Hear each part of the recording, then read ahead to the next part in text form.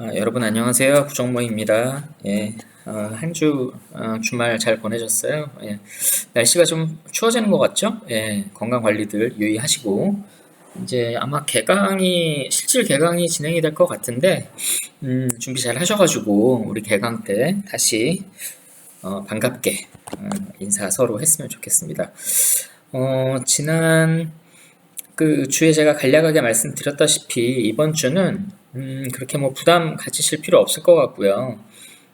기업 조직 보통 이제 민간 기업 기준으로 지금 보기는 하는데 뭐 사실 조직에 대한 이런 각 기능들 그 조직 내에 존재하는 경영 활동을 위해 존재하는 조직별 기능들은 사실 뭐 큰 차이들은 없어요. 보통 이제 스텝 조직이라 그러고, 그러니까 경영을 기획하고 관리하고 운영하는 조직들을 보통 스텝 조직이라고 많이 칭하죠. 그래서 스텝 조직이라고 하면 전략 기획, 인사 조직, 뭐 윤리 경영, 감사, 뭐 회계, 기업 문화, 뭐 비전, 뭐 이런 부서들을 일반적으로 칭합니다. 그래서 스텝 사실은 하나의 그 기업의 생산성, 인력 관련 생산성을 표현을 할 때 스텝의 비중이 얼마나 되느냐 가지고도 많은 이야기를 하고 있어요. 그 이유는 스텝의 비율이 지나치게 그 조직에 높다라고 하면 실질적인 영업이라든지 그런 R&D 활동하는 인력들에 비해서 스텝이 지나치게 비대한 거 아니냐, 이제 이런 좀 부정적인 비판적인 시각을 갖기도 하는데 물론 필수 불가결한 조직이죠. 근데 어느 정도 적정한 수준으로 그 기능을 규모를 유지하느냐가 관건이 될 수 있을 것 같습니다. 그래서 오늘은 뭐 부담 그렇게 크게 갖지 않으셔도 될 것 같고요. 기업 한 600명, 700명 정도 되는 조직 정도로 보시면 될 것 같고 HR 기능 관련 조직도를 한번 살펴보도록 하겠습니다. 예.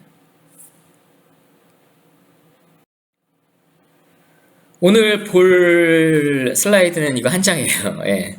그냥 한 장으로 준비를 했고요. 실제 요 지금 슬라이드는 실제 기업 현장에서 써온 실제 내용을 제가 가져온 거고요.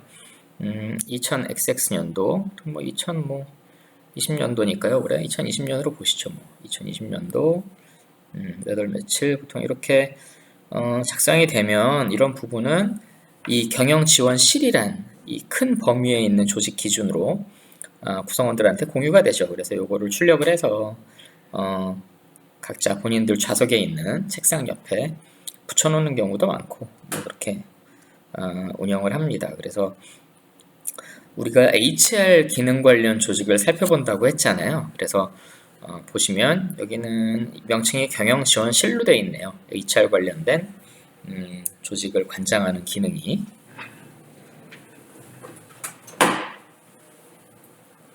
예, 그래서 경영지원실로 표현을 하고 뭐 경영전략실, 기업문화실,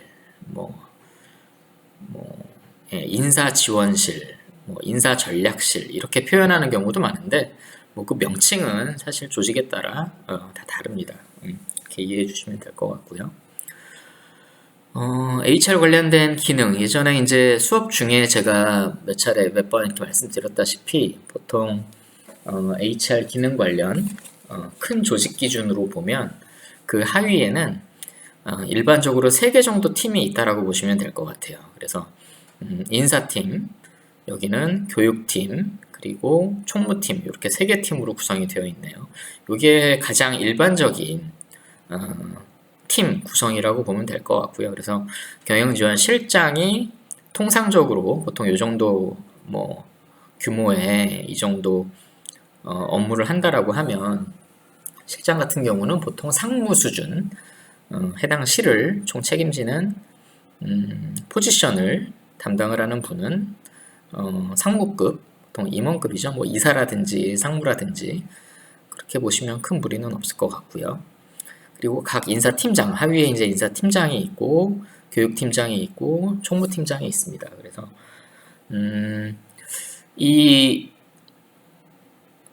예전에 제가 수업 시간에도 강의 시간에도 몇 번 말씀을 드렸는데 인사팀하고 교육팀이 사실은 굉장히 밀접한 연관성을 가지고 있는 게 당연하죠. 당연한데 제가 아마 기업 현장에서는 조금 방향이 실질적으로 운영이 되는 내용 기준으로 보면 좀 두 팀 간의 성격이 조금 뭐 상반되는 것까지는 아니지만 조금 차이가 있다라고 말씀을 드린 적이 있습니다. 그래서 이건 내용 하나하나 살펴보면서 제가 말씀을 드리도록 하고요. 총무팀 같은 경우는 보통 뭐 경영 지원팀이라고도 표현을 해요. 예, 죄송합니다.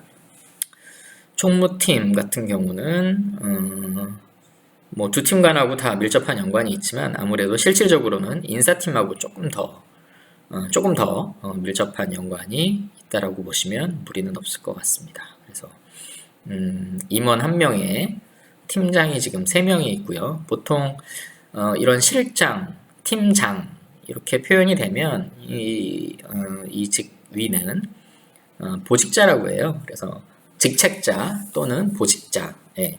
직책자라는 표현을 좀 많이 쓰는 회사들이 더 많은 것 같습니다. 그래서 직책을 회사에 위임을 받아서 해당 조직과 해당 구성원을 관리 책임하는 회사에서 공식적으로, 그러니까 사장님으로부터 회사로부터 위임을 받은 거죠. 그래서 이 팀장들 이상은 회의도 많고 여러 뭐 관리 업무라든지 조정 업무라든지 다양한 업무가 기다리고 있고요. 이분들한테는 우리가 흔히 리더십이라는 얘기를 많이 쓰잖아요. 그래서 리더십 관련된 다양한 요구들이 회사 내에서 부여가 됩니다. 그래서 거기에 대응하기 위해서 노력도 많이 해야 되고, 사실은 이 직책자로서 일을 한다라는 거는 남몰래, 뭐 눈물까지는 아니겠지만 집에 가서라든지 뭐 이렇게 가면 굉장히 힘든 사람들이에요. 그래서 그만큼 책임이 막중하죠. 그래서 이 팀장들은 리더십에 대한 회사의 요구도 굉장히 큽니다.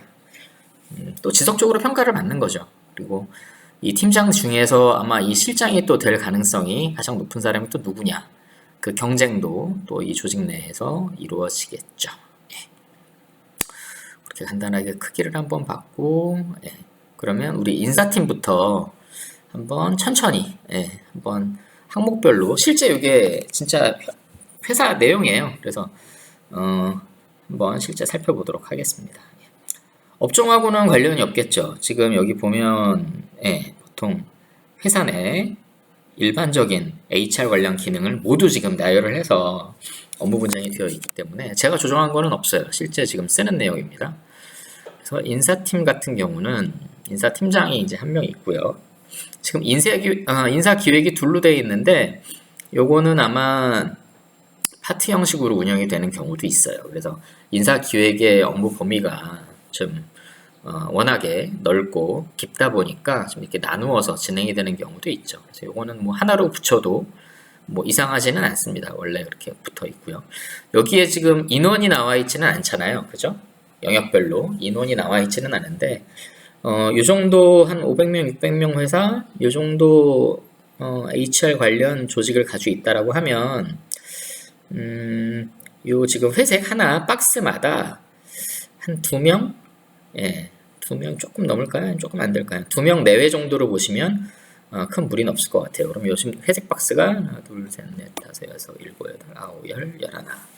열하나면 팀원이 22명 내외란 얘기네요. 예, 그러면은 큰 무리는 없어요. 한 20명 정도 될 것 같아요. 예, 세 팀을 다 합치면 요 정도 규모라고 하면, 그래서 통상적으로 한 5, 600명 정도 규모, 조금 한 7, 800명도 될 수 있겠네요. 그렇지만 어느 정도 그 정도 규모의 요 세 팀이 구성이 되어 있고 해당 지금 업무 영역이 이렇게 있다면 전체 인원은 한 25명, 실장 포함해서, 실장, 팀장, 직책자들 포함해서 한 25명 정도 규모가 될 것 같습니다.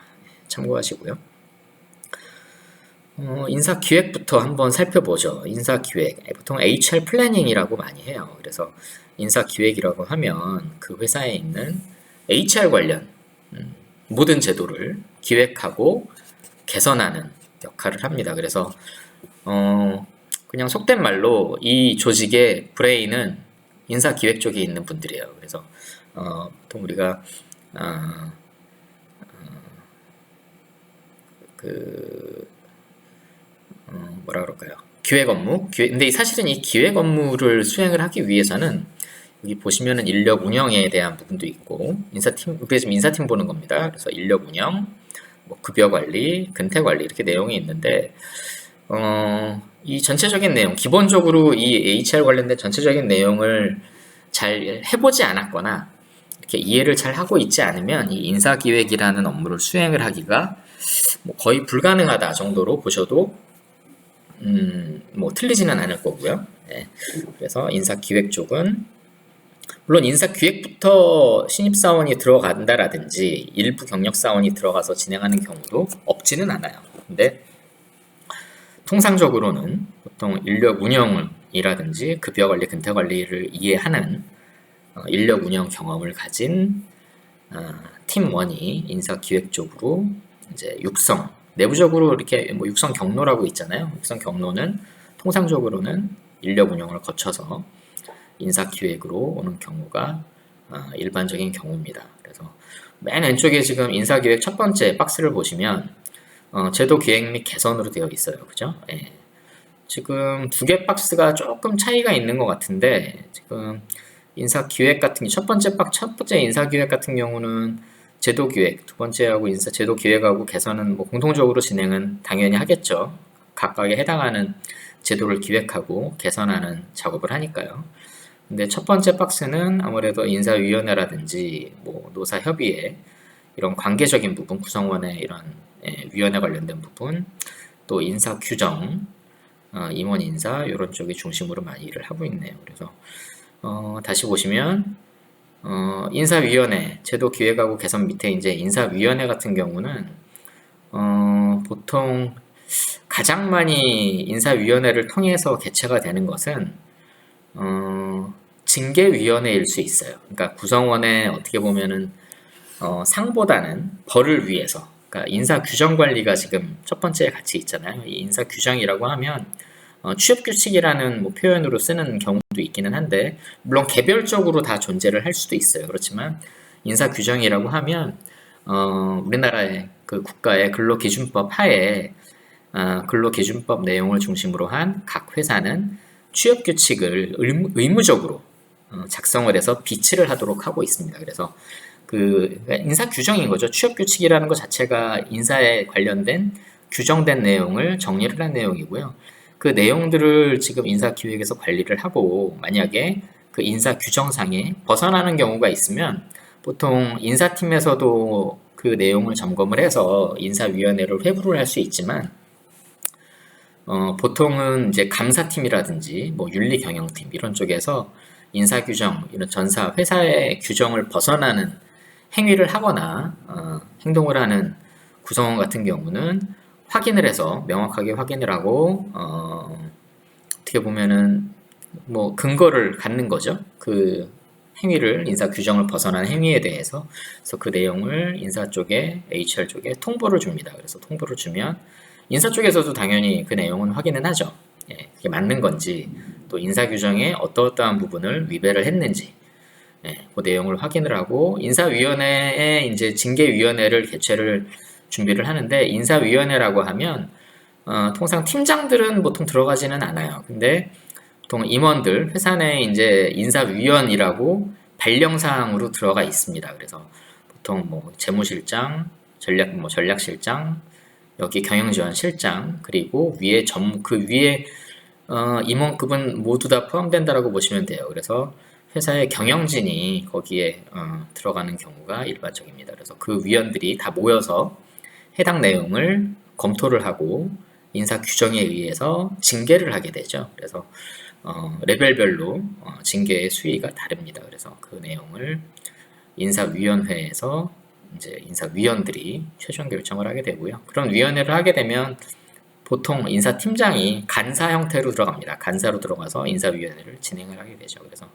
임원들하고 위에 이제 인사위원들하고 어떤 회사의 이런 기준이라든지 이런 부분 설명을 하게 되겠죠. 위원들한테 설명을 하고 인사위원회를 진행하는 게 사실 인사팀장입니다. 그래서 인사위원회는 간사로서 참석을 해서 인사위원회를 운영을 할 수 있도록 하고요.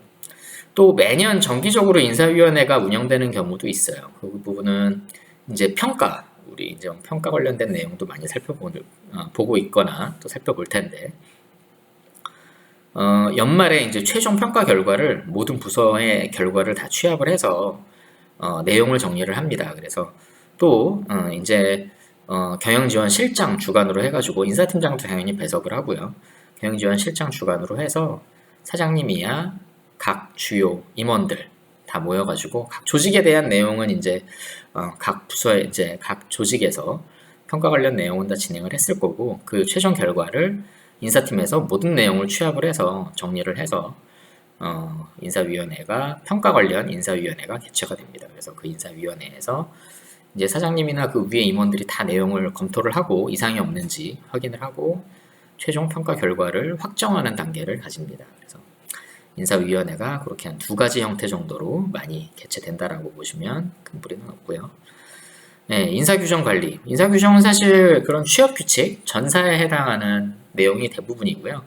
취업규칙이라든지 뭐 쉽게 얘기하면 많아요. 뭐 임원의 복리후생이라든지, 임원에 대한 복리후생이라고 하면 임원에 대한 뭐 유류비 지원은 어떻게 하는 것인지, 휴대폰 지원은 어떻게 하는 것인지 모든 게 다 규정화되어 있죠. 그래서 또 뭐가 있을까요? 뭐 출장 규정 같은 경우도 굉장히 중요하죠. 출장 규정 같은 경우도 국내외 출장 다 구분이 되어 있고 근거리, 원거리 다 구분이 되어 있어서 회사 내에 발생하는 모든 내용에 대한 사람들 관련된 그런 내용은 인사 규정화가 되어 있습니다. 그래서 인사 규정이 뭐 개정이 되기도 하고 업데이트가 되기도 하고 바뀌기도 하고, 보통 최근에 이제 뭐 휴식 관련된 내용에 관련해서 정부에서 좀 많이 개정이 많이 됐어요. 그래서 그런 내용이 최근에 인사 규정에 이제 새롭게 반영이 되는 경우들이 많았죠. 그래서 참고하시고요. 그리고 인사기획 또 이제 중요한 기능 중에 하나가 임원 인사입니다. 임원 인사 같은 경우는 물론 팀장 인사라든지 뭐 일반 구성원 인사 관련된 내용도 물론 굉장히 중요하죠. 중요한데 이 인사기획에서 굉장히 또 큰 비중을 차지하는 게 임원에 대한 인사예요.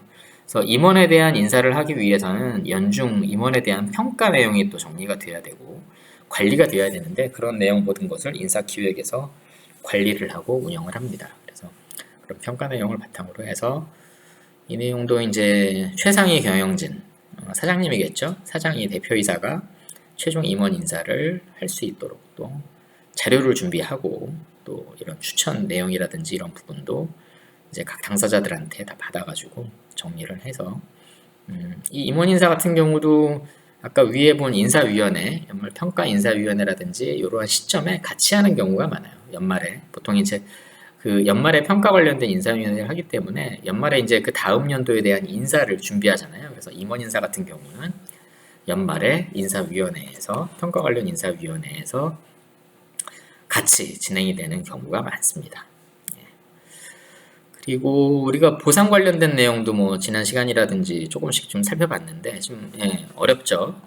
이 보상 계획 수립, 여기서 지금 보상 계획이라고 하면 연봉 운영, 연봉을 부여를 하기 위한 연봉 인상률이라든지 이런 부분, 또 우리가 변동급, 베리어블 페이라 그래가지고 성과급 같은 거는 변동급이라 그랬잖아요. 그러니까 해에 따라서 막 변동이 되는 부분, 줄 수도 있고 안 줄 수도 있고 조금 줄 수도 있고 많이 줄 수도 있고 이런 부분에 대해서 보통 보상 스킴이라 그러거든요. 보상 계획이라는 것 자체가 보상 체계, 보상 스킴이라고 얘기를 하는데, 그런 스킴을 회사 내 기준으로 관리를 하고 기획을 하고 운영을 합니다. 그래서 이렇게 보시면 되고, 바로 밑에 연봉 조정이 있네요. 그죠? 연봉 조정이라는 작업도 굉장히 공수도 많이 들어가고 굉장히 난이도가 낮지 않은 업무입니다.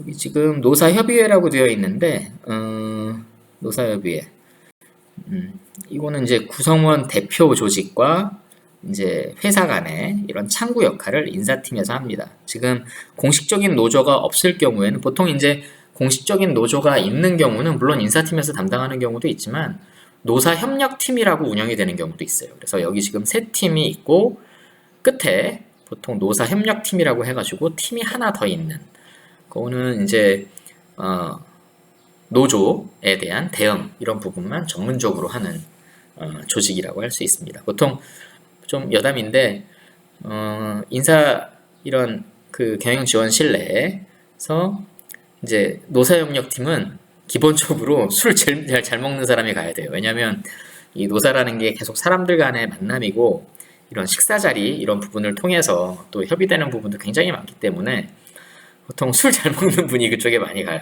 예. 이건 여담이지만 예. 참고하셔도 될 만한 내용이고요.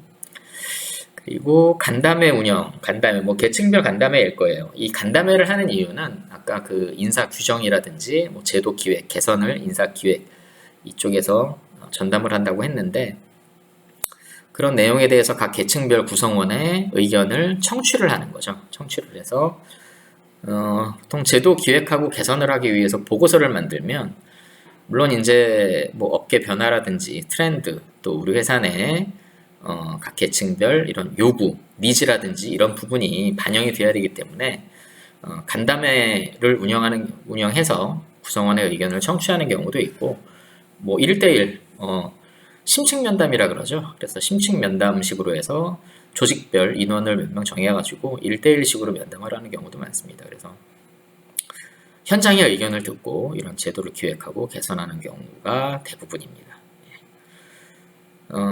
연관해서 얘기를 하면 요즘은 인사팀이 꼭 HR 신입사원으로 들어온 사람이라든지 HR 경력사원들 뿐만이 아니라 각 부서, 사업부라든지 이렇게 영업, 예를 들면 뭐 영업이라든지 이런 현업에서 경력을 한 구성원들이 일정 경력이 지나서 물론 본인도 희망을 해야 되지만 인사팀에서 그런 소요가 사람을 좀 현업의 내용을 잘 이해하고 회사의 이런 제도라든지 이런 부분에 대한 이해도가 높은 사람의 한 명 정도 우리 포지션에 좀 오면 좋겠다. 우리 포지션을 하나 만들어서 그래서 이동시키는 경우가 꽤 많아요. 그래서 현업의 이런 경험을 보유한 현장의 상황을 잘 아는 사람이 인사팀에 오는 경우도 종종 있습니다. 교육팀에도 물론 있고 총무팀 같은 경우는 조금 그런 경우는 조금 좀 적은 것 같고요. 거의 없는 것 같고요. 참고하시고요.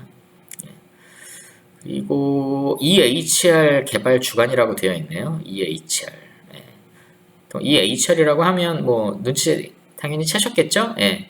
회사 내 HR 관련된 시스템, 인트라넷이라고 보통 얘기를 많이 하죠. 그래서 인트라넷을 회사 내 IT팀에서 뭐 직접 외주를 줘서 개발하는 경우도 있고 개발하고 운영하는 경우도 있고 또 아예 그냥 외부 업체를 이런 솔루션식으로 해서 임대를 해서 쓰는 경우도 많습니다. 그래서 여러 가지 방식이 있는데 EHR, 이런 HR 인트라넷 이 부분도 굉장히 중요하죠.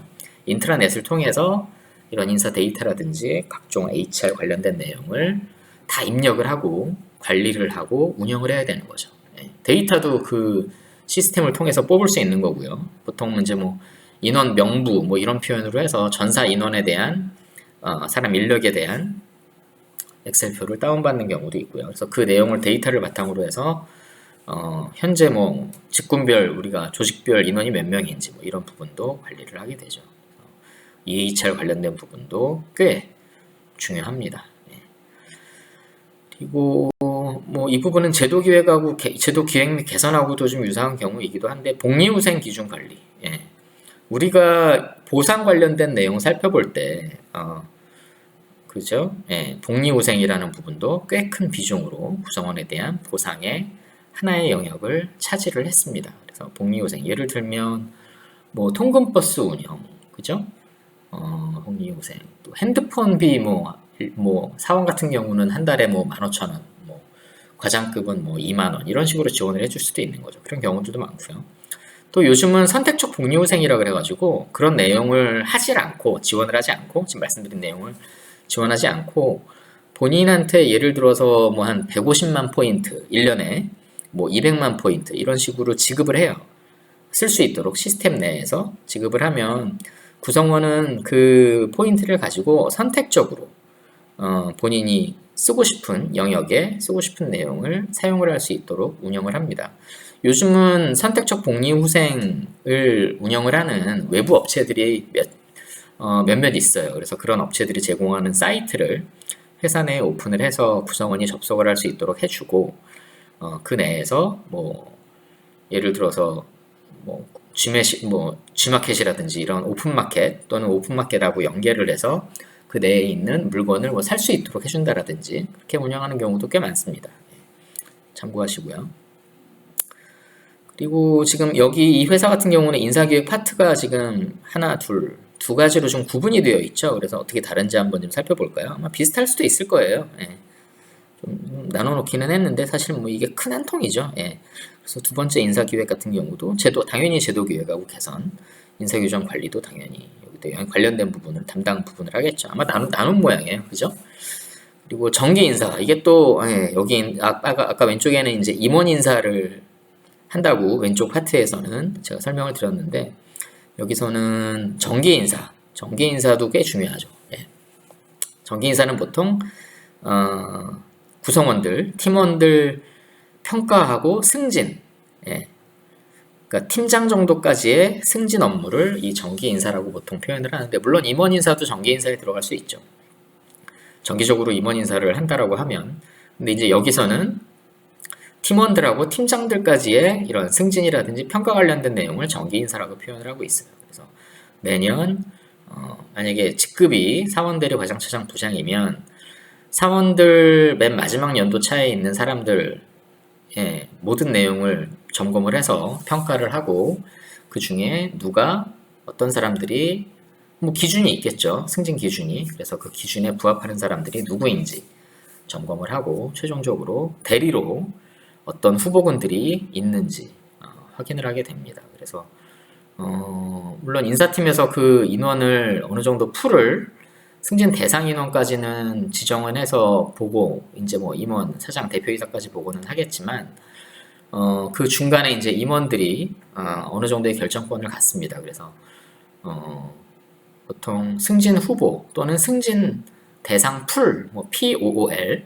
풀이라고 보통 표현을 많이 해요. 그래서 풀 내에서 어떤 사람이 최종적으로 결정되는지는 상위 임원들한테 보고가 되는 과정에서 의사결정 사항으로 결정이 되는 것으로 이해해 주시면 될 것 같습니다.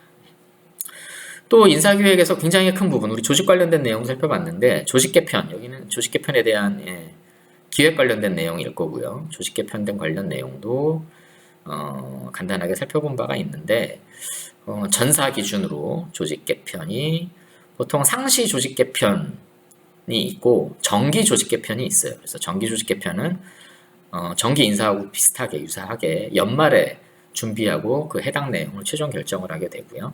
그 다음 연도 1월 1일자로 통상 그 조직 개편 내용이 시행이 되는 경우가 일반적입니다. 그렇지만 최근에는 워낙 이 외부 환경이 빠르게 변화를 하고 있기 때문에 최근에는 상시적으로 진행되는 경우가 많아요. 상시적이라고 하면 수시죠. 수시로 의사결정이 위에서 이제 요 조직에 대해서 새로 만들고 합치고 변화되는 내용에 대해서 이제 경영진을 통해서 결정이 되면 이제 인사팀에서 또 어떻게 하는 것이 가장 효과적인 조직으로의 변화가 될 것인지 고민을 많이 합니다. 그래서 해당 내용도 여기서 담당을 한다는 얘기고요. 직무관리, 우리가 직무관리 관련된 내용도 좀 많이 살펴봤는데 직무관리도 직군 해당하는 직무, 보통 이 직무관리에 해당하는 부분은 임금 관련된 내용도 여기에 포함이 될 수 있죠. 해당 직무 레벨별로 보상 수준이 어떻게 되어야 되는지 업데이트를 지속적으로 해야 됩니다. 이렇게 보시고요. 경영계획, 인력계획 이렇게 수립한다고 되어 있는데 이건 정기적으로 보통 경영계획이라고 하면 비용 관점으로 이야기를 많이 해요. 이 용어는. 그래서 연말에 요것도 4, 4분기에 내년도 경영계획 수립을 한다라고 하면 그 다음 연도에 이 경영지원실에서 사용을 하거나 또는 플러스 되는 요인도 있을 수 있죠. 물론 이제 영업활동이 이 경영지원실에 있지는 않지만 어떻게 외부에서 금전적인 이런 비용이 절감이 되거나 외부에서 금전적인 부분으로 플러스가 되는 경우도 간혹 있어요. 그래서 경영계획을 세우게 되는데 보통 오펙스, 캐펙스라고 구분을 해서 운영을 하는데 그 부분은 나중에 한번 살펴보도록 하겠습니다. 그리고 인력계획 수립을 하게 되죠. 인력계획은 어떻게 보면은 사람 인원 플러스 인건비 관리 계획입니다. 왜냐하면 인건비라는 부분도 적정하게 최소화해서 운영을 해야 되는 부분이기 때문에 인원수, 어떻게 보면 이제 속된 말로 구성원 수, 머릿수라고 표현을 하기도 하는데 그런 표현은 좋지는 않지만 인원수죠. 그래서 조직별 인원, 조직별 인원 생산성까지 검토를 해서 인력에 대한 부분을 규모를 수립하고 현업하고에 또 협의를 하고 의사결정 과정을 통해서 통보가 되는 경우로 진행이 됩니다. 굉장히 사실 요 인력계획 같은 경우는 난이도가 굉장히 높아요. 뭐 다 높죠. 사실 조직 개편도 높고 임원 인사도 높고 연봉 조정도 높고 난이도가 좀 높은 업무들입니다. 또 인사기획이 여기 퇴직관리, 또 인력 통계 업무도 여기서 한다 그랬네요.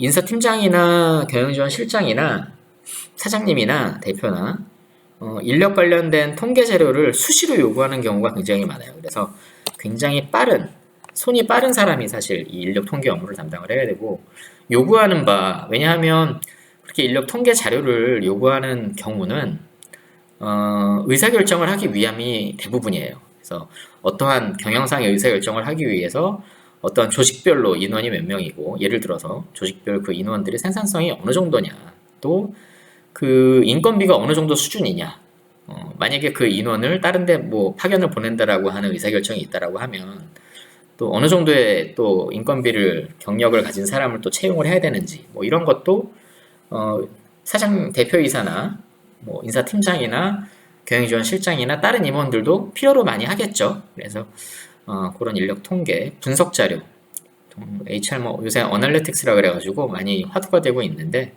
그런 분석 자료들, 데이터 관련 분석 자료들을 또 담당을 하기도 합니다. 인사기획에서 이런 내용도 담당을 하죠. 인사기획이 이런 통계 기반의 데이터 기반의 또 인사를 하는 게 또 이런 기본적인 역할이기 때문에 인력 통계라는 기능도 굉장히 중요시 되고 있습니다.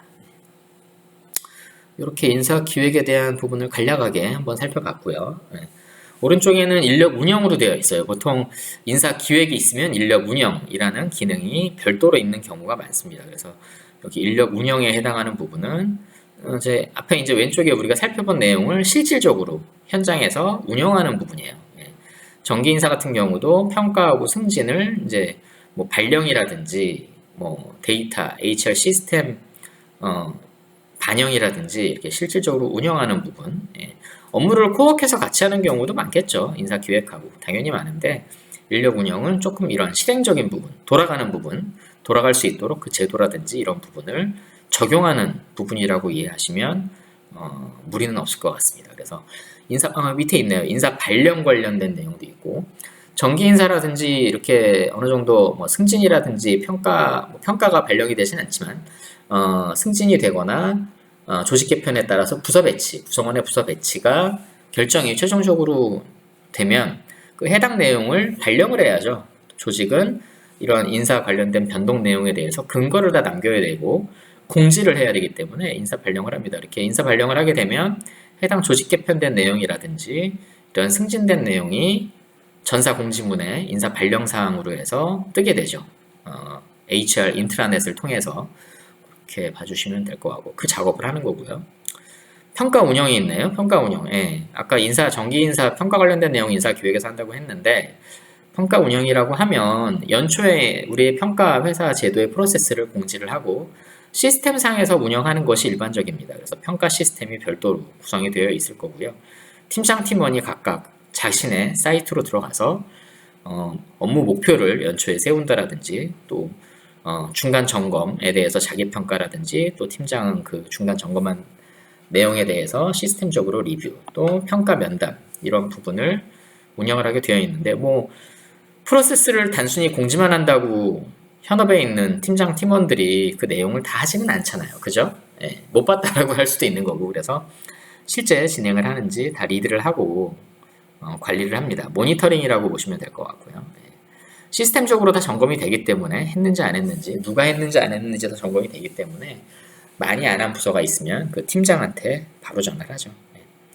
인사팀원들 같은 경우는 보통 현업에 팀장들하고 그냥 상대를 하는 사람들이라고 보시면 될 것 같아요. 왜냐하면 전사 인사 관련된 제도를 운영하는 사람들이기 때문에 그 현업에 있는 부서원이라든지 뭐 이런 사람들 통해서 업무를 할 수가 없어요. 그래서 팀장들 대상으로 바로바로 커뮤니케이션을 진행하는 경우가 일반적입니다. 그래서 조직 개편 관련된 내용도 조직 개편이 인사 기획에서 어떠한 부서가 이렇게 변화가 된다라고 하면 구성원들도 변화가 될 거잖아요. 그죠? 그러면 인력 운영에서는 인원 규모를 어떻게 가져갈 것인지, 물론 기획에서 어느 정도 방향이 나오겠지만 각 조직별로 인원 배분이라든지 이동 이런 부분을 또 인사 발령을 통해서 어떻게 할 것인지 또 바로 실행하는 부분도 인력 운영에서 담당을 합니다.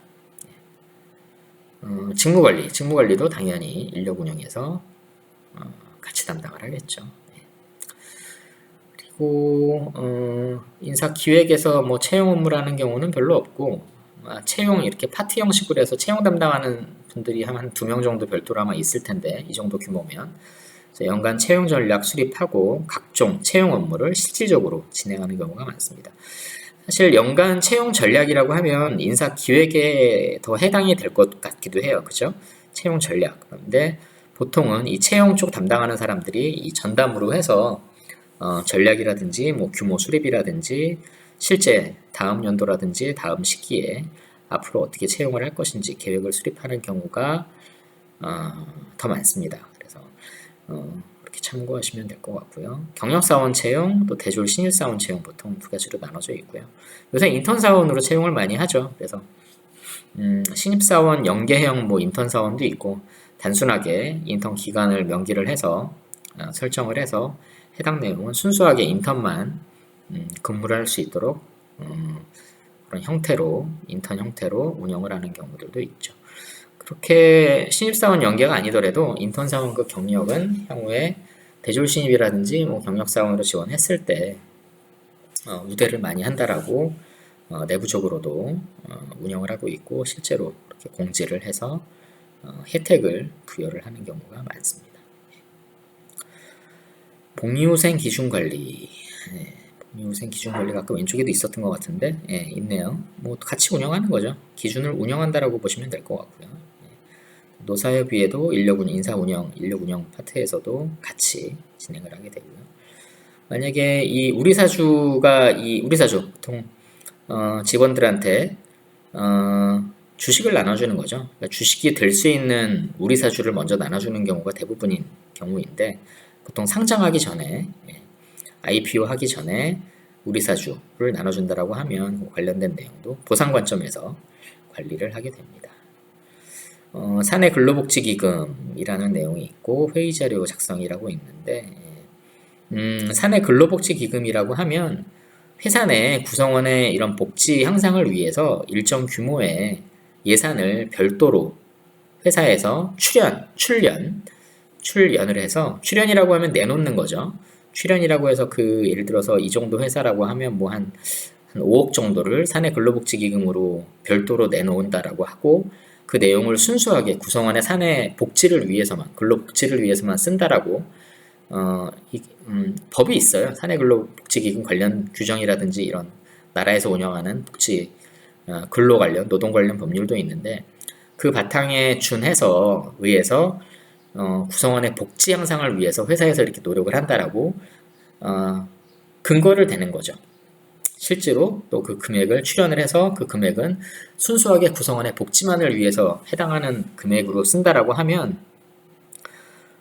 해당 금액이 구성원들한테 부여가 되고 사용이 될 때 구성원들이 받게 되는 이런 세금에 대한 부담이 없어져요. 그러니까 다시 말하면 사내 근로복지기금이 없는 상황에서 어떤 구성원이 복리후생 관련해서 혜택을 1년에 뭐 100만 원을 받는다라고 하면 그 100만 원이 소득으로 잡히거든요. 보통 잡힌다라고 얘기를 많이 하는데, 소득으로 인식이 돼서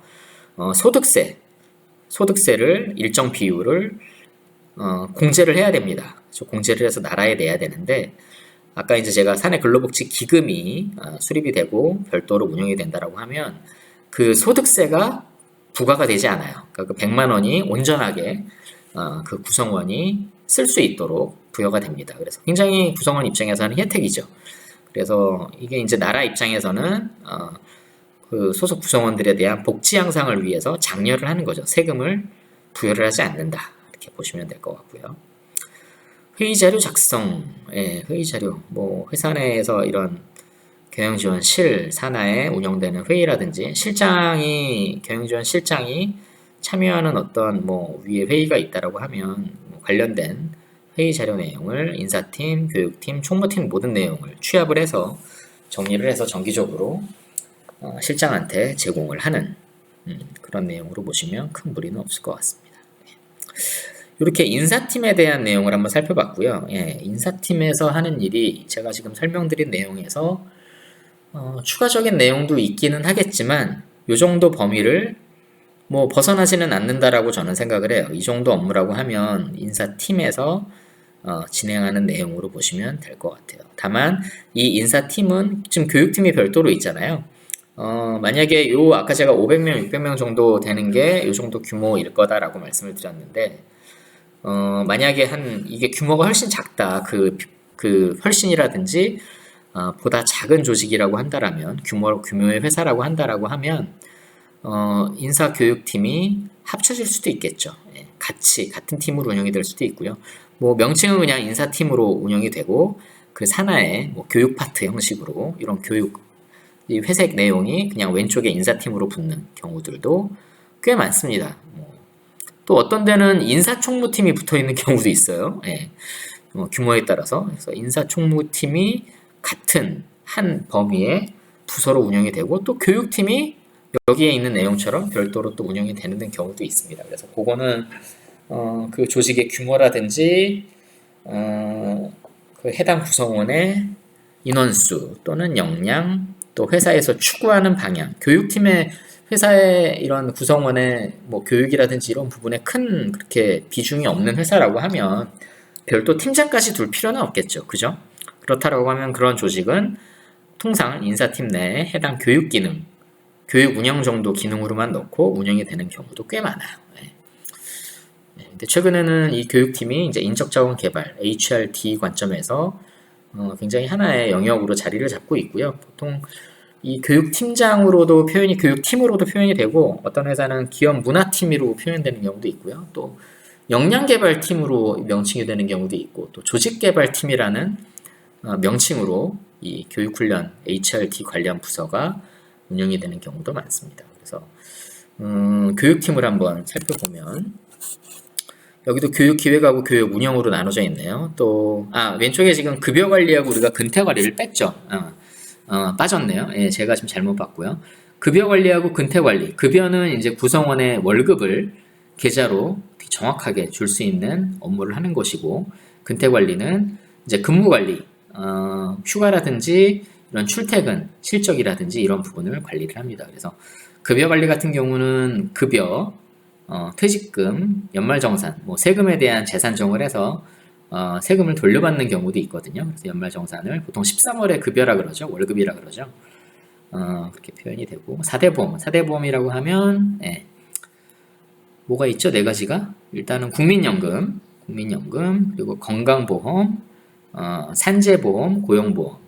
그렇게 네 가지가 있는데 그 부분을 관리를 하게 됩니다. 보통 사대보험을 제공을 하는 거죠. 직원들 대상으로 그 관리를 같이 하고요. 인력 데이터 관리도 여기 같이 있네요. 급여 관리를 하면 데이터가 결국에 관리기 때문에 인건비 관련된 관리를 하게 됩니다. 근태 관리 내용이 있는데 여기는 오른쪽 근태 관리하고는 조금 달라요. 근태 관리 내용 데이터를 바탕으로 해서 또 급여에도 영향을 미치기 때문에 뭐 예를 들어서 결근을 10일을 했다라고 하면 한 달에 11분을 빼고 급여가 계산이 돼야 되잖아요. 무단 결근을 만약에 했다라고 하면 그래서 이렇게 연계가 되기 때문에 근태 관리란 내용, 경조사 관리, 재직명 관리. 근태 관리는 오른쪽에는 근무 관리라고 보시면 될 것 같고요. 또 관련된 내용들이 있습니다. 주 52시간 제도로 이제 우리가 근무 시간이 단축이 되면서 근태 관리에 대한 비중도 이 인사팀 내에서 비중이 좀 커졌어요. 참고하시고요. 간단하게 다시 급여 관리하고 근태 관리 빼먹은 거 설명했고요. 교육팀 다시 돌아가서 교육팀 같은 경우도 기획하고 운영으로 나눠져 있네요. 그죠? 또 왼쪽에는 이제 구성원의 육성 전략을 수립하는 로드맵을 수립을 하고 교육 체계를 구축을 하는 역할을 하게 됩니다. 조직 개발이라고 하면 오거니제이션 디벨롭먼트라 그래가지고 그 조직을 생기 있게 만드는 개발, 활성화하는 그런 기능을 한다라고 볼 수 있습니다. 그런 부분을 구성원에 대한 어떻게 보면 역량 개발이라든지 이런 부분을 통해서도 할 수 있는 거거든요. 그래서 역량 관리도 교육기획에서 운영을 하게 되고요. 핵심 인력, 우수 인재들 별도 선발해서 관리하는 부분. 교육을 좀 특화해서 제공을 하기도 하고요. CDP 관리라고 하면 CDP라고 하면 커리어 디벨롭먼트 플래닝, 뭐 프로그램 뭐 이렇게 표현도 하는데 플랜이라고 보통 표현을 많이 하죠. 그래서 경력 개발 계획. 구성원의 육성이라는 내용이 이 교육의 하나의 큰 기능이기 때문에 구성원의 경력 개발 관점에서도 여러 프로그램을 기획해서 제공을 하기도 합니다. 계층별 교육이라든지 사내 특강도 뭐 교육 관점에서 기획을 해서 진행을 하고요. 교육 운영은 왼쪽에 이런 교육 기획에서 기획한 내용을 실질적으로 교육 활동을 한다라고 보시면 돼요. 그래서 교육 운영이라든지 실행하는 부분, 대졸 신입사원 교육, 뭐 아까 계층별 뭐 교육이 있다라고 했는데 예를 들어서 대졸 신입사원, 뭐 경력사원, 또 계층교육, 뭐 리더십 교육, 아까 제가 직책자 대상으로 리더십이 굉장히 중요하다고 말씀드렸는데 팀장들 대상 교육이 굉장히 많아요. 팀장들 대상 교육도 이 교육 쪽에서 운영을 합니다. 인사팀에서 팀장들 대상 교육하는 경우도 꽤 많아요. 뭐 평가 관련해서 평가 제도가 바뀐다라든지 하면 교육을 해야죠. 예.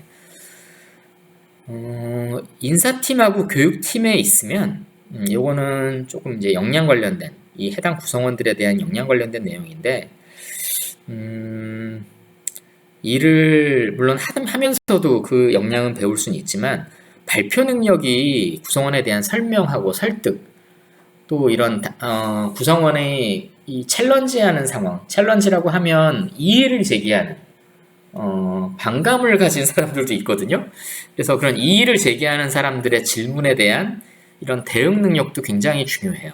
왜냐하면 회사를 어떻게 보면 인사제도라는 게 회사의 제도를 인사팀의 구성원이 담당자의 입을 통해서 그 구성원들과 대화를 하는 거기 때문에 그 대응 능력이 저는 꽤 중요하다고 생각을 합니다. 그래서 인사팀에 있는 사람들은 말을 잘한다는 의미가 아니라 상대방의 말을 잘 듣고 그 구성원들이 요구하는 게 무엇인지, 궁금해하는 게 무엇인지 바로 캐치를 해서 답변을 주는 능력이 저는 굉장히 중요하다고 생각을 해요. 그래서 발표 능력은 기본이고요. 물론 일을 하면서도 그건 개발이 될 수 있지만 어느 정도는 발표 능력이, PT 능력이 있는 사람들이 필요하고 요구가 된다라고 보시면 될 것 같습니다. 이런 교육 업무 같은 경우도 교육 운영을 여기 하나 예를 들어서 어떤 대졸 신입사원 교육이라든지 경력사원 교육을 한다라고 해도 실제 어떤 그 교육 내에서 회사의 제도라든지 이런 교육팀의 방향성이라든지 교육에 대한 내용 이런 부분을 기본적으로 설명을 해야 돼요. 앞에 나가서 설명을 하고 질문이 있으면 설명을 해줘야 되기 때문에 기본적인 발표 능력은 기본이라고 하겠습니다. 그래서 이런 교육 운영 뭐 교육 쪽에서는 교육 운영하는 사람들이 발표 능력이 뛰어나야 되겠죠.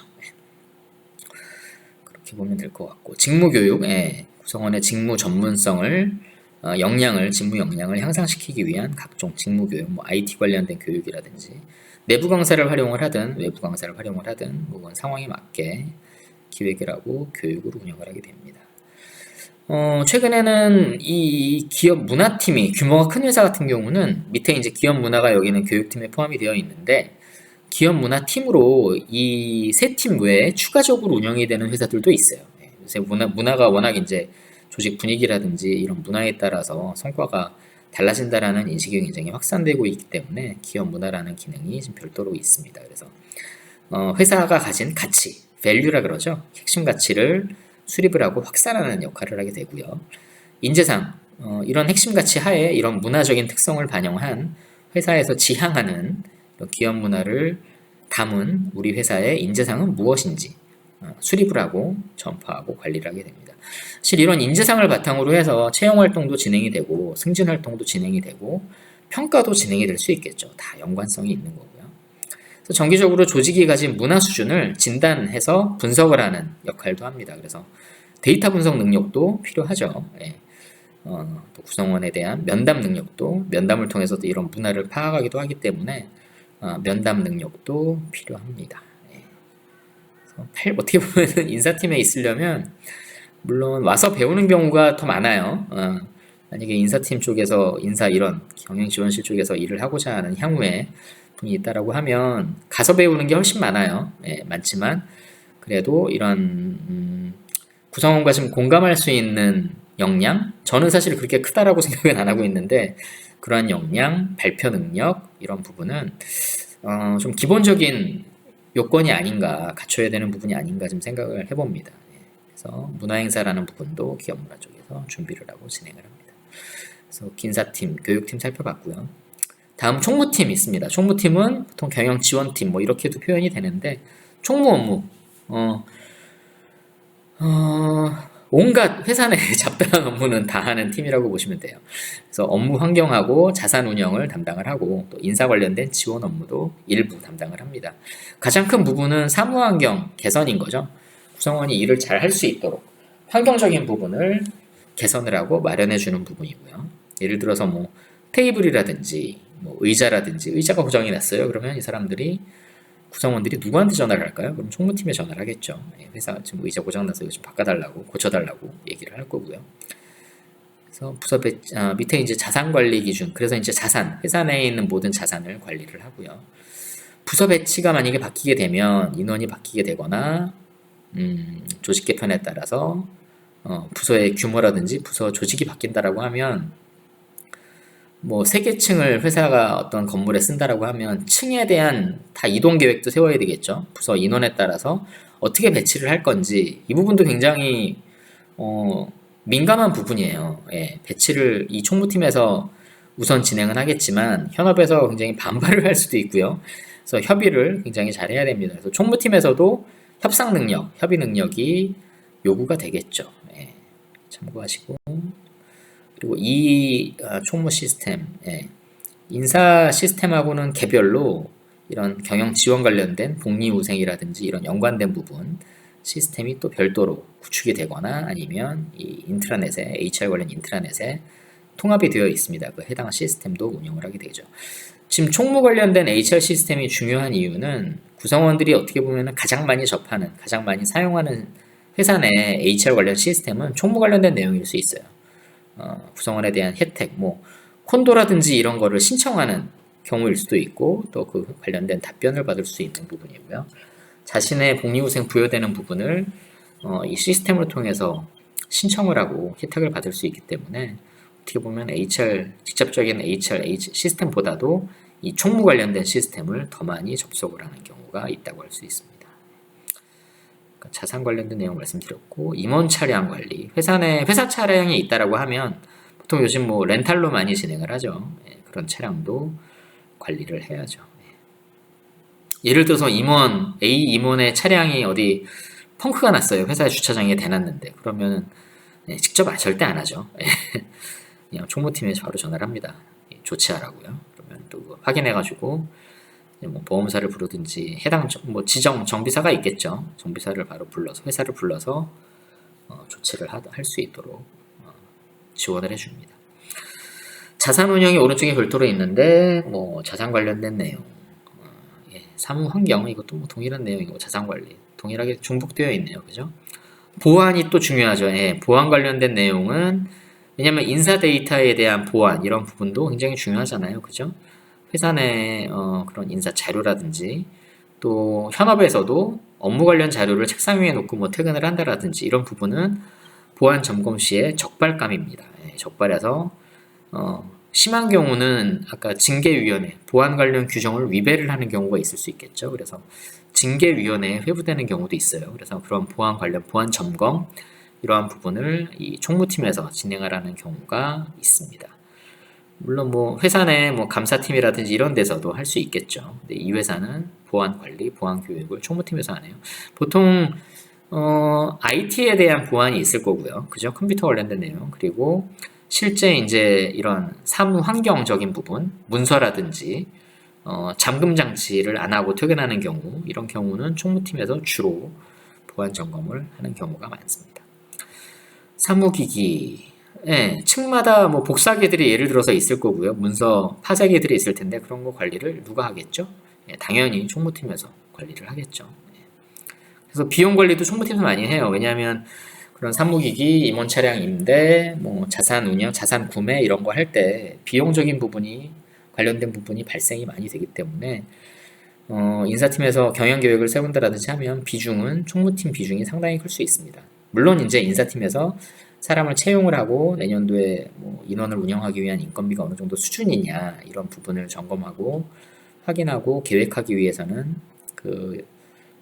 비용 규모가 꽤 크겠지만 총무팀도 비용 관리하는 부분에 있어서는 못지않아요. 그래서 이런 숫자 관련된 내용도 좀 잘 봐야 하는 이런 역량이 기본적으로 필요합니다. 교육 같은 경우도 교육비가 굉장히 또 적지는 않죠. 그래서 이런 비용적인 부분도 엑셀도 잘 다뤄야 되겠죠. 그래서 그런 부분도 필요로 하는 부분이고요.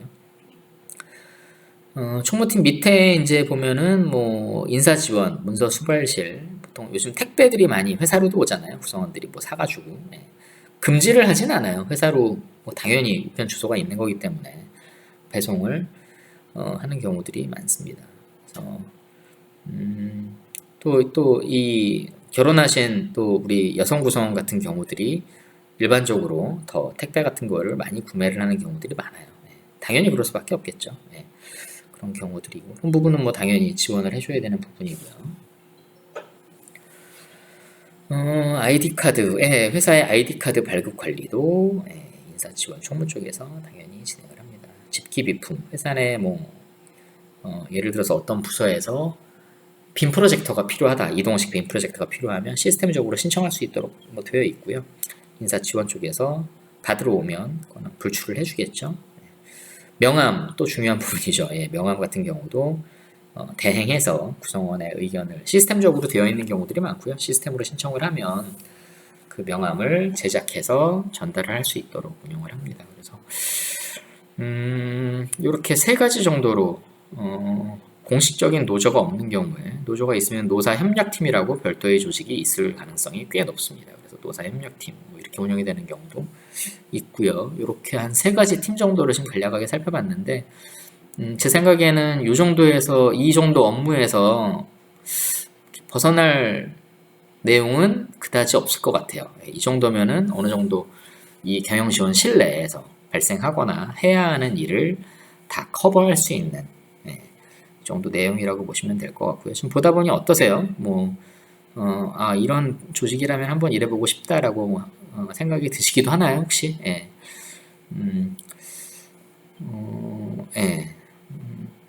이 중에서 회사 생활을 제일 오래 하는 팀은 팀 1은 일반적으로 총무팀원들이 제일 오래 하는 것 같아요. 왜냐하면 총무팀 업무는 좀 이렇게 반복적인 업무가 일단 많기도 하지만 정말로 다 필수적으로 인원을 줄일 수 없는 어떻게 보면 최소 인원으로 다 운영을 하고 있지만 보통 오래 하는 분들은 이 총무팀의 인원이 좀 많은 것 같기도 해요. 이 총무 업무를 전문가로 해서 일을 하는 경우들도 많으시고요. 교육팀 같은 경우도 뭐 전문가 집단이죠. 사실 HRD, 구성원 육성이라는 부분이 보통 교육팀에서 전문성을 굉장히 쌓고 직업 강사로 개인이 프리랜서로 나가서 활발하게 활동을 하는 경우들도 종종 있습니다. 그래서 외부 기업교육 강사 이런 부분으로 운영이 되는 경우도 많고요. 나중에 우리 뭐 올해든 내년이든 우리 경영학과 대상으로 해서 우리 외부 강사 초빙을 만약에 하게 되면 보통 교육팀에서 근무를 한 경험을 바탕으로 외부 직업교육으로 기업교육 전문 강사로 활동을 하고 있는 분도 초빙을 할 수 있을 것 같아요. 하나의 최근에 굉장히 각광을 받는 하나의 직종이라고 보시면 될 것 같고요.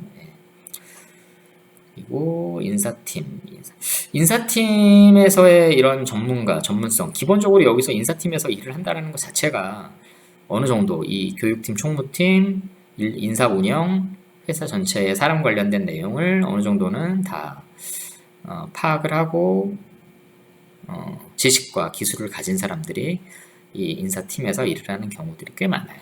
그래서 인사팀 자체가 전문가 집단이라고 보시면 될 것 같고요.